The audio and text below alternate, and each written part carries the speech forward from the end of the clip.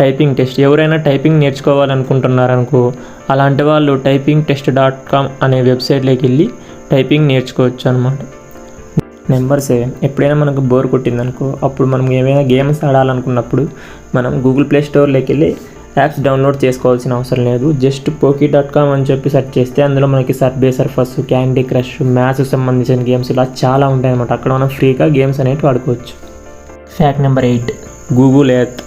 ఇందులో మనం ఏం చేయొచ్చు అంటే ఎర్త్ని మనము 3 డైమెన్షనల్గా చూడొచ్చు అనమాట. దాన్ని రొటేట్ చేసుకుంటా సిటీస్ మొత్తం అన్నీ చూడొచ్చు అనమాట.